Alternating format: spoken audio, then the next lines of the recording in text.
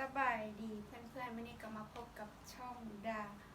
วิ่งวิ่งวิ่งวิ่งวิ่งวิ่งวิ่งวิ่งวิ่งวิ่งวิ่งวิ่ง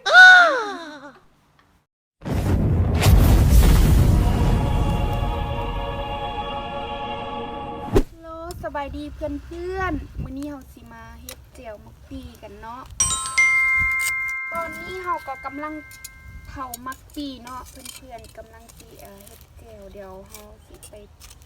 เอามักเผ็ดแล้วก็กระเทียมเผาพร้อมเนาะเพื่อนๆเคยกินบ่เจียวมักปีเนาะอันนี้ก็คือ Nope เจียวมักปีมักปีอันเขาเอิ้นกล้วยปลาเนาะเป็นแบบอาหารบ้านๆเฮาเลยเนาะกินเองเฮ็ดเองกินเองเนาะเพื่อนๆผู้ใดอยู่เมียงอาจจะบ่ค่อยได้ฮู้เนาะบ่ค่อยได้กินเนาะเดี๋ยวมื้อนี้เฮาสิมาพาทุกคนมาลองเฮ็ดแล้วก็กินเนาะว่ามันแซ่บซำใดว่ามันสิเป็นแนวใดเนาะ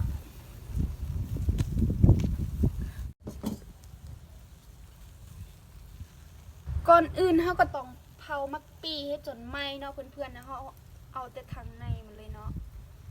เดี๋ยวเฮามาเบิ่งกันว่ามันสิแซ่บหรือว่ามันสิเป็นแนวใดเนาะ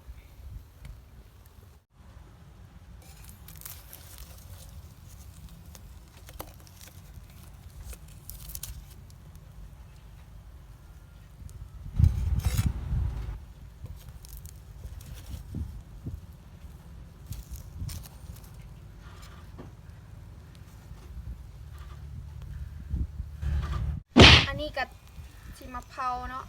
เครื่องปรุงเนาะจะมีมักเผ็ดแล้วก็กระเทียมผักบัวเนาะเฮาก็มาเผาน้ำมักปีเลยเนาะเพื่อนๆ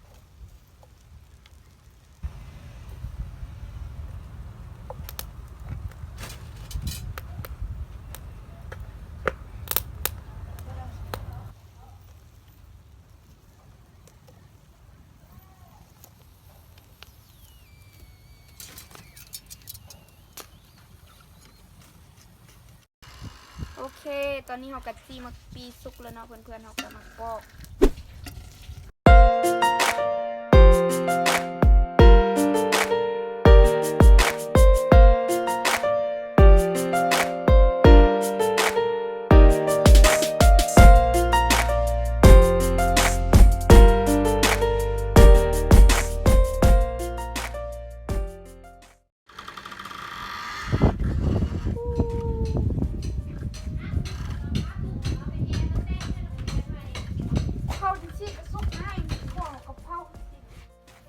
โอเคหลังจากนั้นเราก็มาตำมักเผ็ด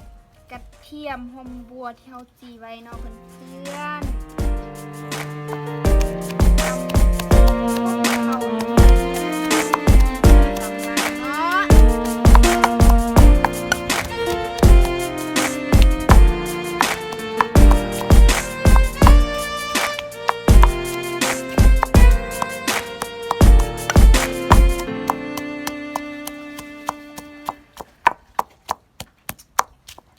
กับตำแต่อันนี้เลยโอ้เจ้าสามเขื่อนจิ้มเขื่อนเอาไปใส่ไหมโอ้กระเด็นออกซูซี่อันนั้นน่ะได้แล้วก็มาใส่ที่เราเข้าไว้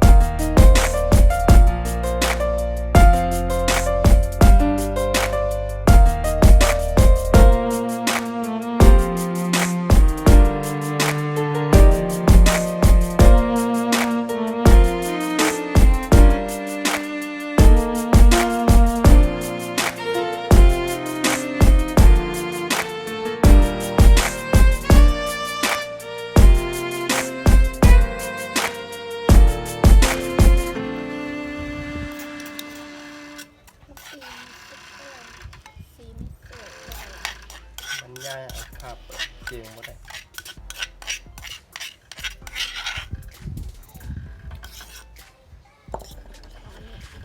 โอ้ยน้อยนึงใช่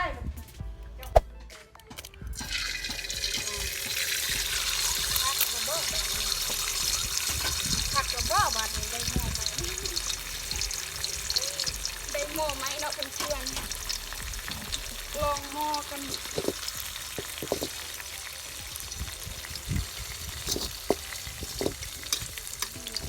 จะปิดหม้อเลย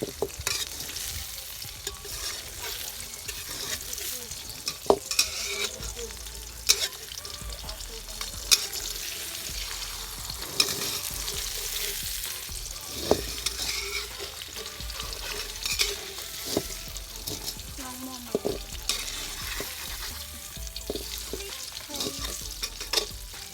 อุ่มน้ำมันมันบ่ดี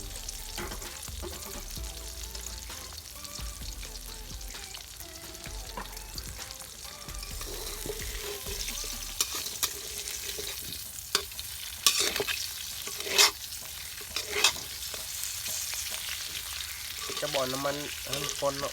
ถูๆกันเนาะคิดหม้อ ได้แล้ว ตักใส่ถ้วยนะไข่ดาวไข่หินจ้ะไข่ฟงซาลีเนาะเพื่อนๆ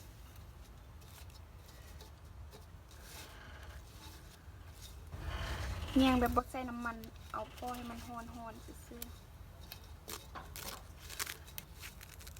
โอ้ เอาบวงที รุ่นใส่มือ